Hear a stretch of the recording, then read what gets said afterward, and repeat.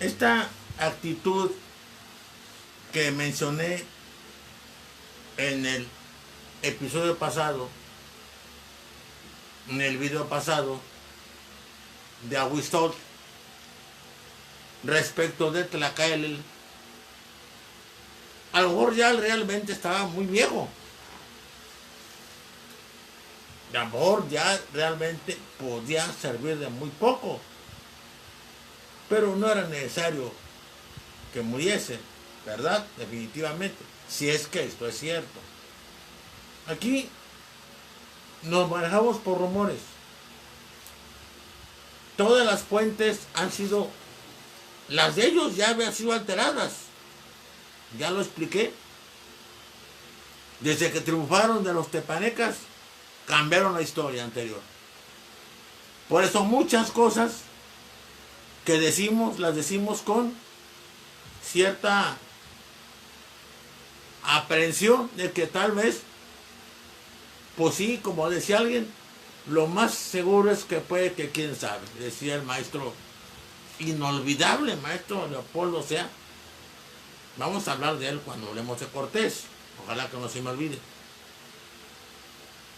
Este Aguistol que no quiere consejero, me acordé de una figura increíblemente funesta para Europa, para su pueblo y para todo el mundo. Federico Guillermo II, el Kaiser. Bueno, pobre hombre, finalmente su título ha servido el nombre de genérico de perros, Kaiser, así como Nerón, ¿verdad?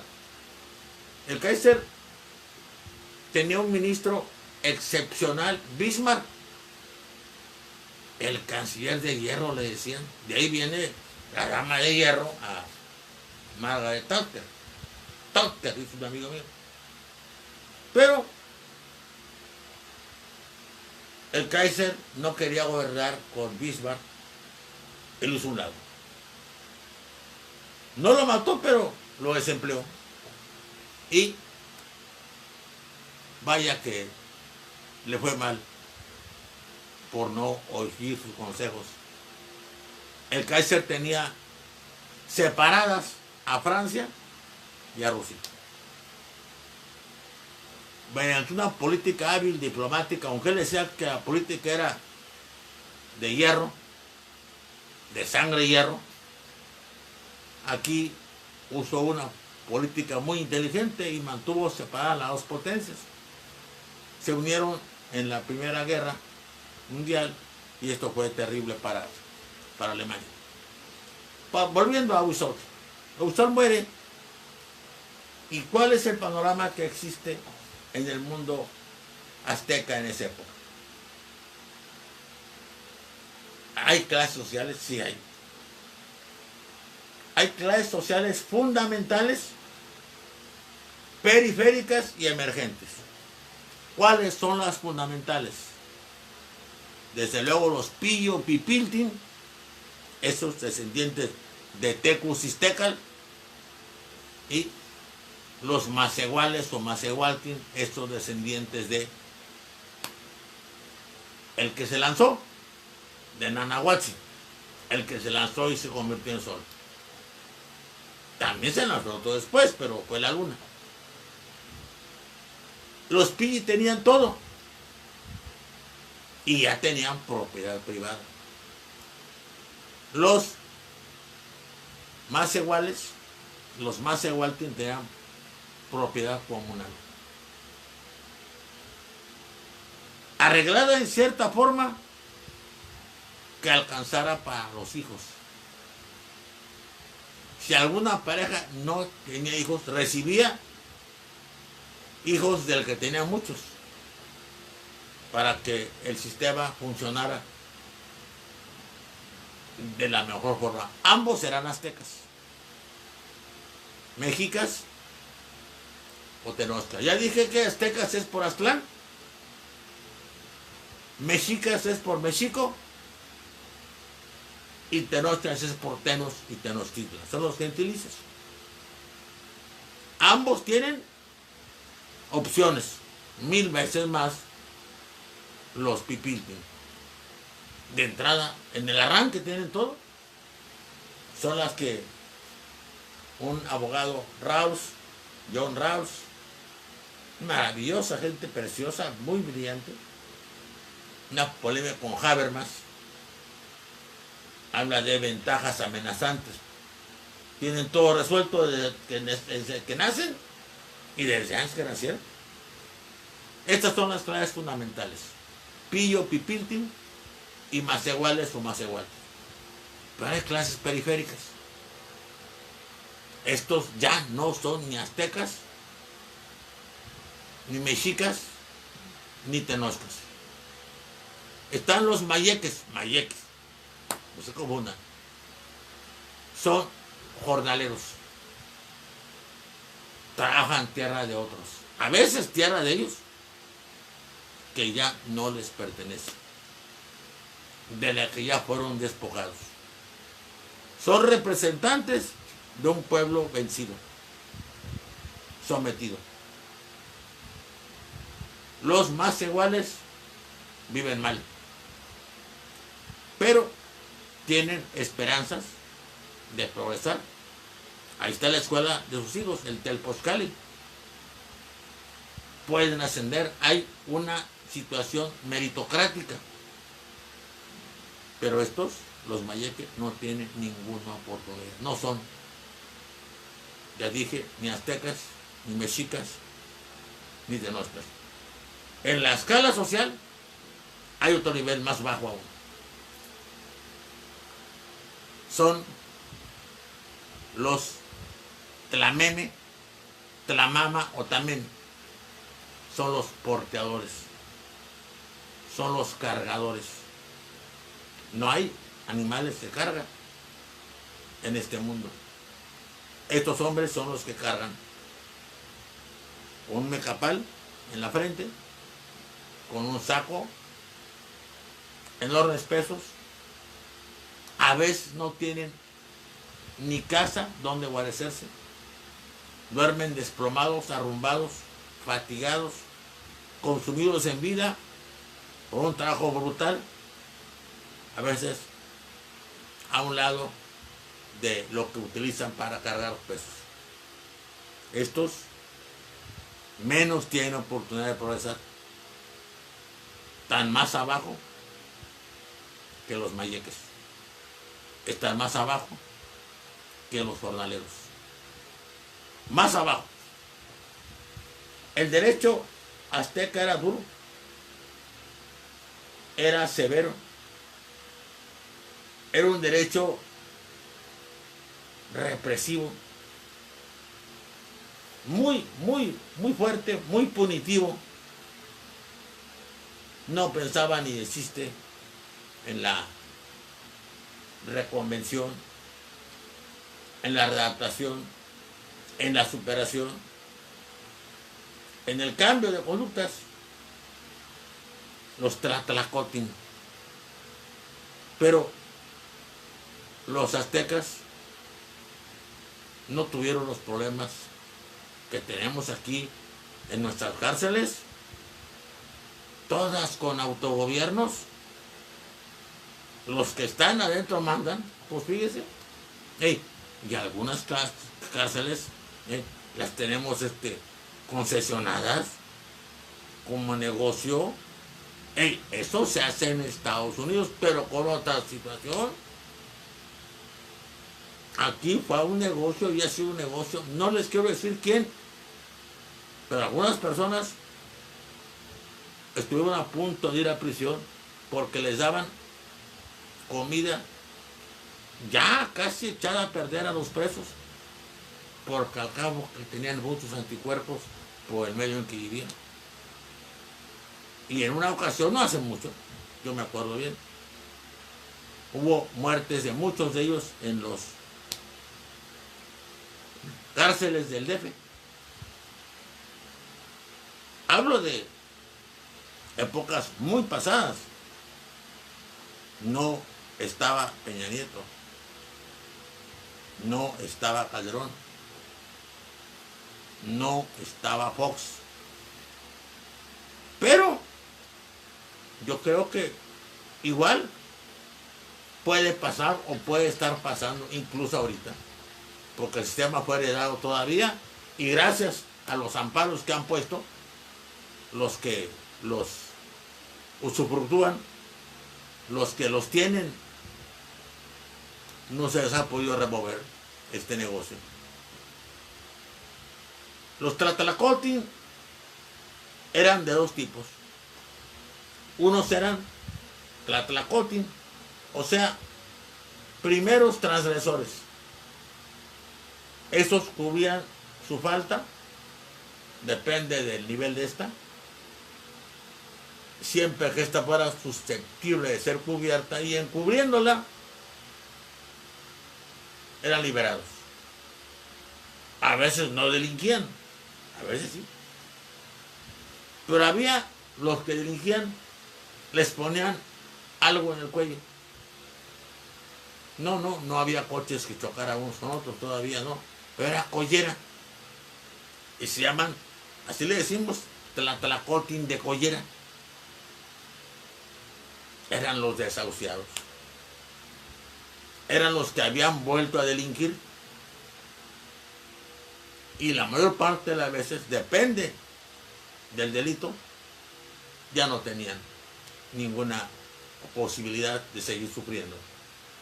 Los mataban en el acto. Decir, aquí no estaba el espíritu de Beccaria, que cree que todo hombre y toda mujer tiene derecho siempre a regenerarse, porque lo puede hacer. No tal vez un poco el del hombroso, que cree que hay gente que nace con una disposición, hay gente especial para el delito, y no se puede hacer con ellos más que eliminarlos por seguridad nacional y de todos. Pero más abajo de ellos, fíjense, estaban los Mamaltin. No es ninguna intento de albur, no, somos serios. Los Mamaltin son los derrotados, son los que no pudieron con la vida, son los que están sin familia, sin recursos, sin oficio, etc. Y deciden algo. Se ponen un collar también especial, diferente del de los desahuciados, y se ofrecen en el mercado. No como esclavos, ojo. No hubo esclavitud en el mundo prehispánico aquí, por lo menos con los aztecas no hubo. Una familia los ve y los compra. Les paga a ellos mismos. Ellos son su propio vendedor. Y se los lleva a su casa. Y los atiende a cuerpo de rey durante 20 días. Normalmente los mete en una jaula para que no se vayan. Les da de comer, los viste bien, los atiende. Son parte de la familia y parte integrante y parte distinguidísima. Todos en la casa les demuestran su afecto. Porque después de 20 días los van a sacrificar para que vayan a formar parte del sol y le digan que esa familia es buena, noble y generosa y que merece que él los trate bien, con bonomía, con benevolencia. Esta es la estructura de clases, pero ¿qué hay de la situación política? En la cima estaba el Tlatoani o Tecuti Tlacatecas, el que habla al final, no el que habla únicamente. Era seleccionado por todos y había un rito de coronación especial. Tenía que pasar por entre mucha gente para que lo evaluara. Y esa gente que creen que sí a veces lo molestaba, lo ofendía, lo maltrataba, lo empujaba, lo golpeaba, no fuerte, ¿verdad? Y él tenía que mostrar tolerancia para decir que llegando al poder iba a ser igual con todos. Y no le iba a ganar la pasión, sino la razón. Esto porque quería señalar que era el producto de una educación muy severa que buscaba que no se diera rienda suelta a las pasiones. Había que ser a veces terriblemente violento, pero con razón, no antes. Primero mato, después virigo. No, hay que averiguar exhaustivamente y luego tal vez matar. Esta es la figura principal. Después, el Cihuacual, una especie de primer ministro, una especie de figura que en un tiempo fue contrapeso. Tlacaelel fue el más excelente de todos los Cihuacual. Después, los demás fueron figuras decorativas. Van a ver por qué. Cihuacual era una especie de consejero, un primer ministro en funciones cerca del Tlatoani. Y su nombre significa mujer serpiente. Vuelvo a repetir, ya lo dije hace rato, parece una herencia de una época pasada en la que la mujer tenía más importancia de la que tenía en el presente. Venía luego otra figura, el Tlacatecal. El Tlacatecal era algo así como el comandante militar, cuando no era el Tlatoani, que iba con el ejército. Porque a veces iba él, el Tlatoani. Se suponía que era el que más sabía de todos. Se suponía que era el más capaz de todos. Estamos ante una estructura meritocrática que premia la capacidad, que premia la solvencia, la eficiencia. Por eso a veces se brincaban a un hijo mayor, lo hacían a un lado como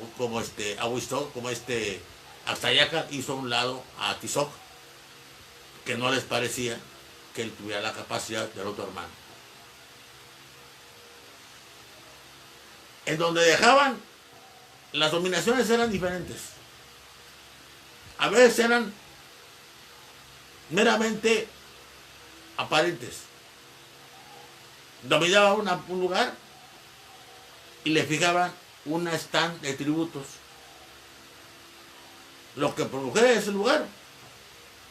Podían ser animales, podían ser vegetales, podían ser mantas, podían ser bronce, podían ser muchas cosas. Y a veces ponían un tecutli, un gobernante militar,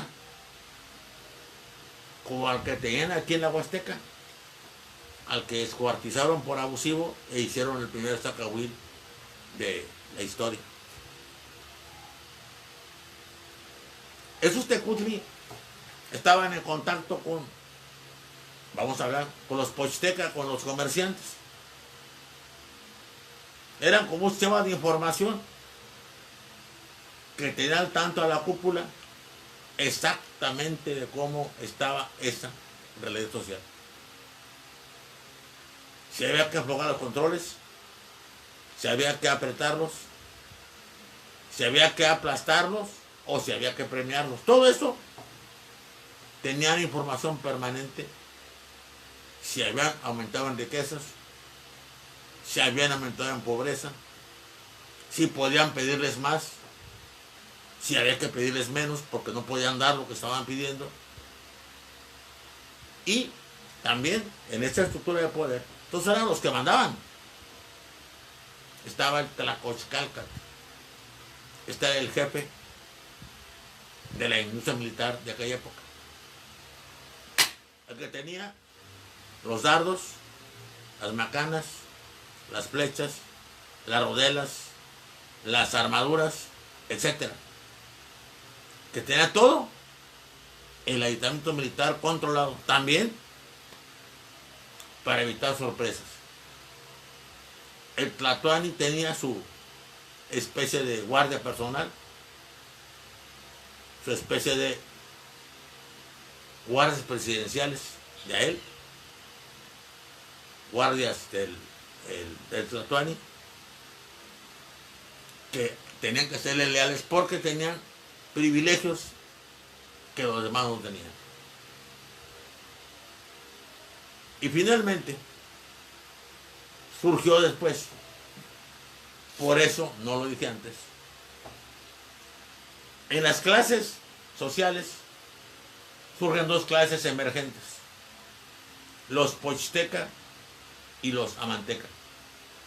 Los pochtecas son los comerciantes que funcionan también como espías, que tienen un dios propio, que son la gente de más grandes ingresos que hay en este momento, y que, fíjense qué costumbre, desde cuándo, por lo mismo tienen privilegios,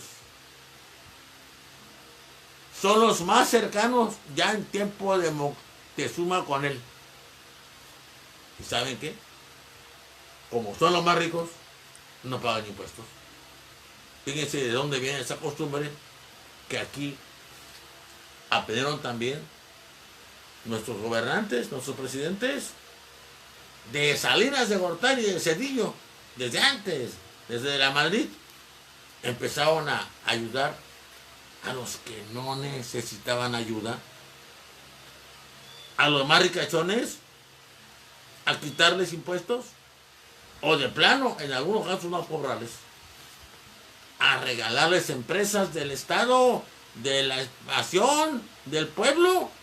Fíjense, sabrán estos de esta historia ellos. Ahora son expertos en la historia azteca y son expertos sobre todo en esta clase social de los pochtecas.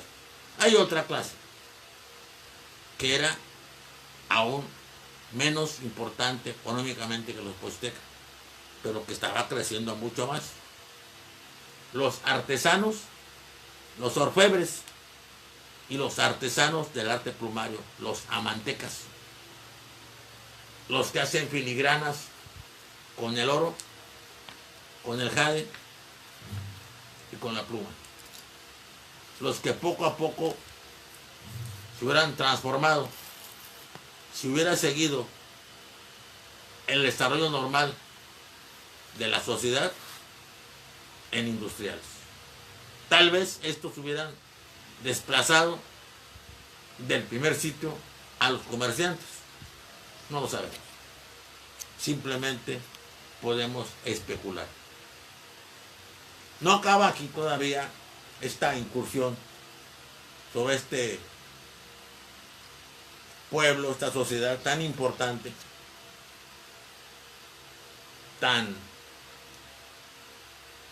con tantas cualidades, con tantos efectos, que creció vertiginosamente y que va a ser aplastada en una lucha muy desigual. Van a ver por qué fue.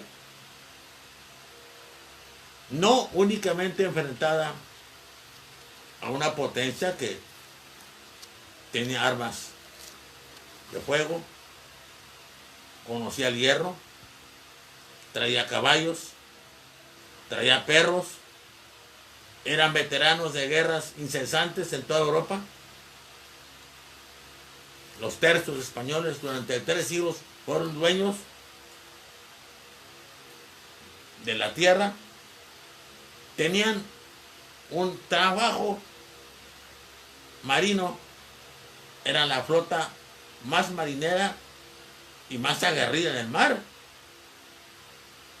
Habían derrotado a los turcos en Lepanto y habían también sufrido una derrota exagerada con la Armada Invencible, pero luego contra la contraarmada habían vapuleado a los ingleses y tenían un hombre por ahí que aquí no vino, Blas de Lezo, el medio hombre.